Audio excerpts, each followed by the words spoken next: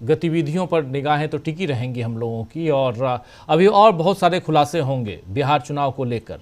लेकिन जो पैटर्न की बात है, जो महाराष्ट्र पैटर्न, जो पैटर्न हमने देखा हरियाणा में, हरियाणा से शुरुआत होती है, महाराष्ट्र, दिल्ली और अब बिहार, और जान रही है कांग्रेस पार्टी भी, विपक्ष के नेता जान रहे हैं इन चीज़ों को और ज़रूर तैयारी कर रहे होंगे, ऐसे तो छोड़ेंगे नहीं। लेकिन ओवरऑल जो बातें इधर प्रशांत जी कह रहे थे, जो बातें अमलेंदु जी कह रहे थे, उन बातों को ज़रा मैं चाहता हूँ आपके ज़रिए आगे बढ़ाइए और ज़रा और समझाने की कोशिश कीजिए कि बिहार चुनाव में अगर इस पैटर्न को देखा जाए कि एक पूरा का पूरा, क्या यहाँ पर थोड़ी सी गड़बड़ी नहीं कर दी इन लोगों ने, जिनकी जीत हुई एनडीए की, कि सीटें कुछ ज़्यादा ले आए? जब था तो सीटें थोड़ी सी कम रखते तो इतना एक्सपोज नहीं होते, यहाँ आप तो एक्सपोज हो रहे हैं। देखिए मशीनों ने, प्रशांत जी कुछ जोड़ रहे हैं, एक मिनट जी प्रशांत जी। हाँ, देखिए 135 सीटें होती, अगर 140 सीटें होती तो हम लोग भी सोचते कि हमसे कोई गलती हो गई, हम एसेस नहीं कर पाए। 200 सीट में तो आपने साफ कर दिया एकदम कि आप ये कह रहे हैं कि हम बेईमानी करेंगे और सीना जो है सीना ठोक के करेंगे। ठोक के करेंगे। जी प्रेम कुमार जी प्रेम कुमार जी। देखिए चुनाव नतीजा तो कुछ इस तरह से है कि बीजेपी और एनडीए की जीत हुई, इसके बजाय वो कितनी कम सीटों पर हारे, माने है ना, वो तो पूरी जीत ही रहे हैं, 100% जीत रहे हैं, एक तरह से कुछ सीटों पर हारे, वो वाली स्थिति हो गई। बीजेपी ने 101 पे चुनाव लड़ा, 89 पे जीती, जेडीयू का भी यही था। तो आप ठीक कह रहे हैं कि इन आंकड़ों ने ही इस बात की ओर इशारा किया है कि ये लूट हुई है, कोई चोरी नहीं हुई है, डकैती पड़ी है और सरकार डकैतों की डकैती के द्वारा बनी है, डकैतों की डकैती के द्वारा, डकैत सिस्टम के जरिए ये बनी है।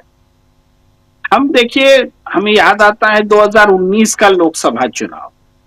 हम बार बार उस समय हमने उत्तर प्रदेश की लोकसभा सीटों का जो चुनाव आयोग की वेबसाइट होती है उसके आंकड़ों के जरिए एक पूरा रिपोर्ट बनाई थी, जिसमें हर चौथी सीट पर वोट जितने डले थे उससे ज्यादा या कम गिने गए 2019 की। और मैंने ये रिपोर्ट उस समय क्विंट को लिखकर दी थी, तो क्विंट ने कहा था कि हम आपको छापेंगे, बताएंगे, हमारी भी कुछ तैयारी है। तो दरअसल वहां मेरा लेख नहीं छपा था, किसी दूसरी जगह पर छपा था, क्योंकि बाद में क्विंट ने 386 सीटों का ऐसा आंकड़ा जुटाया था जहां ये चीजें हुई थी कि या तो अधिक गिने गए थे या तो कम गिने गए थे। और उन आंकड़ों को लेकर के वो मुझे ये अखिलेश यादव जी के भतीजे हैं ना, वो फिरोजाबाद वाली सीट पे उन्होंने कुछ चैलेंज किया था, तो सबूत के तौर पर रखा भी था। तो वो मसला अभी भी सुप्रीम कोर्ट में है। 19वां मसला, बात कर रहे हैं आप, अक्षय यादव जी, वो मसला अब भी सुप्रीम कोर्ट में है। लेकिन तब भी राजनीतिक दलों ने इसको उस रूप में नहीं पकड़ा, ये मुद्दा वोट चोरी का उस रूप में नहीं बना जिस रूप में आज और बीते कुछ समय से क्रमशः बनता चला गया है। हम ये कह रहे हैं कि धीरे धीरे अब आज वोट चोरी हो रही है, तो आज वोट चोरी पर चर्चा भी हो रही है। 2019 में वोट चोरी हुई, उस पर चर्चा नहीं हुई, भले एक आध आर्टिकल रिपोर्ट लिख जाना, वो चर्चा नहीं है, वो नहीं बनी। अरे हारने के बाद तो लोग ऐसे ही कहते, लेकिन उस रिपोर्ट के बाद चुनाव आयोग ने इतना किया कि वेबसाइट पे लिख दिया कि ये आंकड़े जो हैं अस्थायी हैं, और जब उनके अपने रिप्रेजेंटेटिव के द्वारा जब उसको अप्रूव किया जाएगा तो वही आंकड़ा होगा। और अब तो लिखा रहता है कि वो 17C या फलना चिलना से मिलान होगा तभी वो आंकड़ा होगा, ये आपकी सुविधा के लिए। ये सारी चीजें एहतियातन वो लिखने लगे। और ताज्जुब की बात होगी राजीव जी, जिन जिन सीटों के बारे में हमने छापा था, लिखा था, उन सभी सीटों में करेक्शन कर दिए गए। चुनाव आयोग ने करेक्शन कर दिया रहने ही नहीं दिया और उसको हमारे देखने के लायक रहने नहीं दिया। हम अब दोबारा उस पर विजिट नहीं कर सकते थे, इस तरह का आंकड़ा कर दिया।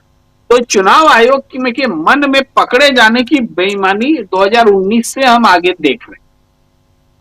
इसके बाद आज जो चीजें हो रही हैं, आज खुशी की बात है कि देश के अलग अलग हिस्सों में वोट चोरी के खिलाफ लोग बोलने लगे हैं, और जो लोग छिपाने में लगे हैं वो दिखता है कि ये लोग छिपा रहे हैं।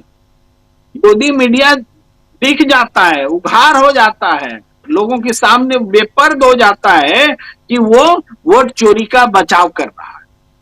तो ये भी एक तरह से जनता को जगाने का ही काम हो रहा है, उनकी तरफ से वो छिपाने का काम, ये जनता को जगाने का काम।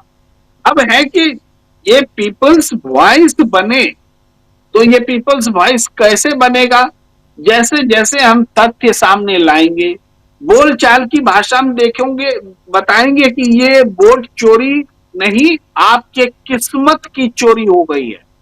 जब जनता ये समझेगी कि उसके किस्मत की चोरी हो रही है, उनके बच्चों का भविष्य चुराया जा रहा है, उनसे रोजगार की चोरी हो रही है, उनके उनके सस्ते अफोर्डेबल चीजें जो उनको मिल सकती थी, इस चोरी की सरकार में महंगी रूप में उनको मिल रही है, उनके पॉकेट काटे जा रहे हैं, तब जनता को इस चोरी का मतलब समझ में आएगा। जनता अभी वो समझ नहीं पा रही है कि ये वोट चोरी क्या है, सरकार क्या है। अरे नहीं चुराती तो वही रह जाता, वो नहीं होता तो वही आ जाता, ये आए या वो आए, हमारा क्या, इस भाव में जनता है। तो जनता को उस भाव में लाना कि ये वोट चोरी से डेमोक्रेसी नेस्तनाबूद हो रही है, संविधान कमतर हो रहा है और नीचा दिख रहा है। जब यहां पर बात समझ में आएगी तो उनको समझ में आएगा कि लोकतंत्र और संविधान के नहीं रहने से हमारा क्या होगा। ये बात राहुल गांधी ही कर रहे हैं, वो समझाने में लगातार लगे हैं। अब ये बात जो है समझ में जनता कब उद्वेलित होती है, आंदोलित होती है, प्रतिक्रिया देती है, उस रूप में कि नेता क्या करता है, नेता तो नेतृत्व ही देता है, वरना उसको उस वातावरण का इंतजार करना पड़ता है जब तक जनता में बेचैनी पैदा ना हो। भाई महात्मा गांधी आंदोलन करते थे, ऐसा थोड़े कि आंदोलन शुरू कर देते थे, वो अध्ययन करते थे, घूमते थे, फिरते थे, जिनके बीच जाते थे उनको बोलते थे तुम तैयार हो कि नहीं आंदोलन के लिए, तुम करोगे तो हम तुम्हारा साथ देने के लिए तैयार है। ऐसा नहीं होगा कि राहुल गांधी आंदोलन करेंगे, जनता बोलेगी कि हाँ हमारा कुछ छिन रहा है, महसूस करेगी राहुल गांधी खड़ा है। ये चीज हम कहना, हो सकता है हमारी बात से कुछ लोग सहमत हो, कुछ लोग ना हो, लेकिन आंदोलन जब वातावरण परिपक्व होता है तो नेतृत्व उसको पकड़ लेता है, यही नेतृत्व का काम है। भाई एक सजग प्रहरी की तरह राहुल गांधी देश को समझा रहे हैं, धांधली बता रहे हैं, डेमोक्रेसी का लूटना बता रहे हैं, वोट का, सरकार का छिन जाना बता रहे हैं, संसदीय प्रजातंत्र का नेस्तनाबूद हो जाना बता रहे हैं। अब जनता को इस बताए जाने को ग्रास्प करना है, पकड़ना है। जी राजीव जी, बिल्कुल बिल्कुल आप सही कह रहे हैं कि जनता को ग्रैप्स करना है, पकड़ना है। और बहुत बहुत महत्वपूर्ण बात यहाँ पे आप रख रहे थे, ज़रा आना चाहता हूँ जल्दी से शकील जी, आपसे भी समझना चाहता हूँ कि इसमें स्ट्रेटजी क्या कुछ दिखाई दे रही है विपक्ष की, ज़रा समझूँ आपके ज़रिए। क्या विपक्ष आने वाले समय में इन तमाम मसलों को लेकर आगे बढ़ने वाला है? राहुल गांधी जिस ढंग से जो अभी तक एक्सपोज करते आए हैं, क्या और भी एक्सपोज करने वाले हैं? क्या कुछ है अंदर खाने, क्या चल रहा है? राहुल गांधी ने अभी तक क्या नहीं किया? अगर आज देश में कोई आवाज गूंज रही है तो राहुल गांधी की और राहुल गांधी के साथ बाकी विपक्ष की। नहीं तो जो सवाल यहां हमारे साथी उठा रहे हैं कि बाकी संवैधानिक संस्थाओं ने क्या किया, सुप्रीम कोर्ट तो सबसे बड़ा है, सबसे प्रमुख है, उसको जो करना चाहिए था वो अपनी भूमिका नहीं निभा पाया।